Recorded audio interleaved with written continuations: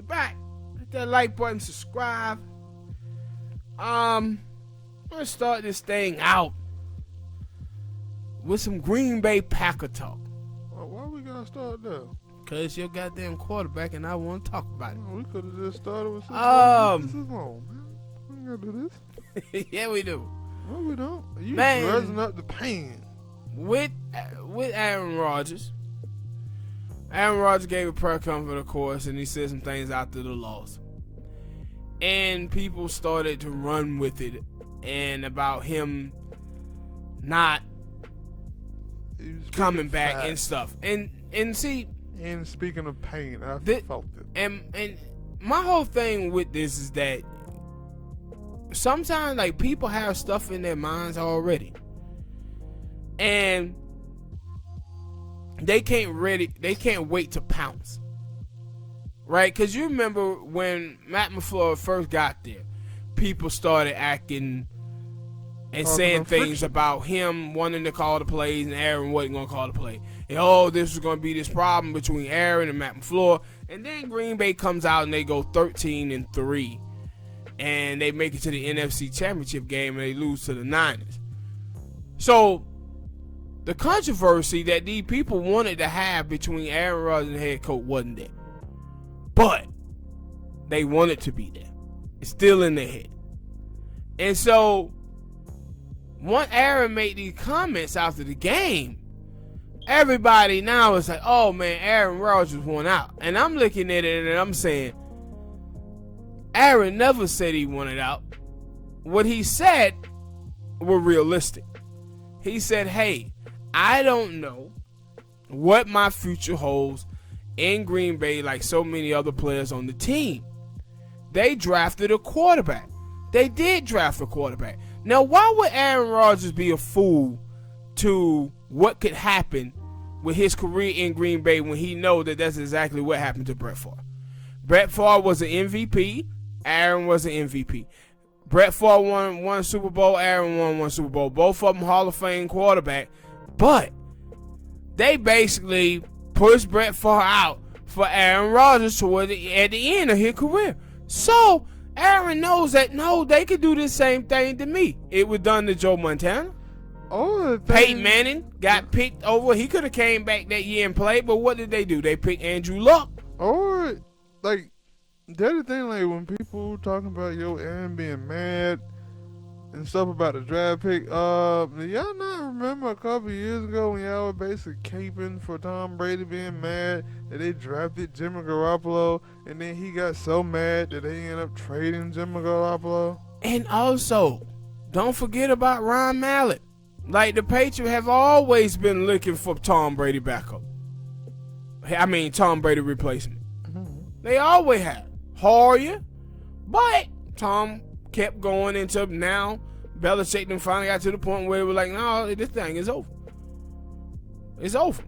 And so, but one of the people that's pissed me off the most was not Brett Favre, but Stephen A. Smith pertaining to the Brett Favre comment.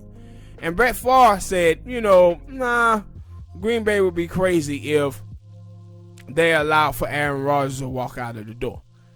And Stephen A. just went on this crazy rant about, no, he out, he gone, we shouldn't listen to what Brett Favre have to say. And I was like, Stephen A., he didn't say that Aaron Rodgers wanted out. That ain't what Brett Favre said. He said that the organization would be crazy if they let him walk. And Stephen A. then turned it into the argument as if Brett Favre was saying that Aaron Rodgers would be crazy if he wanted out. That is not what Brett Favre said at all. And that's why I say, and Stephen A. Smith was one of those dudes that. And then he doubled back after Aaron went on the Pat McAfee show and basically said the same shit. Said. But now he's like, oh man, I thought that he was tap dancing. He came all week. I was like, Aaron said the same thing that he said. Yes. And it was just with a little bit less emotional and a little more thought out. Yeah, and that's why I said, like, he had this thing in his head, Stephen A. Smith did, that he want Aaron Rodgers out of Green Bay. And so he just sticking with that, even though Aaron Rodgers have never said he wanted out. You created this beef, and that's why I said this situation was similar to Lamar Jackson. People who didn't think that Lamar Jackson could be an NFL quarterback, they were silent the first year when he took the team to the playoff. They were silent the second year when he won the MVP. And then when it comes to the third year, he started having a little turbulence. It back to, see, he can't throw. See, we knew it. And it was like, where were you guys the first 2 seasons? Where was he then? No, you guys had this in your head and he silenced you. But soon as stuff started to go bad, it's he can't throw. What about the MVP year? And the year before? They just totally wiped that off. No, he proved it that he could throw the football. But but people this is what they do. They get stuff locked in their head and they just go with it, and then they can't wait to bring it back up. And that's what they were doing with the Aaron Rodgers situation. Because I remember reading on Bleacher Report, because Bitch Boy had a little Twitter and things, and there was somebody who was like, yeah, back in the time, like, people always blame the media. The media, like, no, it wasn't the media when Brett Favre said something. Did something, and now it ain't the media at this time. And I was like, no, it is y'all. Y'all like manufacturing dumbass stories. When it's a social media day, I was like, and people have been catching up to y'all on there that, sometimes y'all would just start spewing out shit just to make news and make headlines. And what was so crazy to me about it is that they actually had a quarterback and team controversy that they could have went to, and that's the Deshaun Watson situation. Like, this dude clearly said, no, I want out.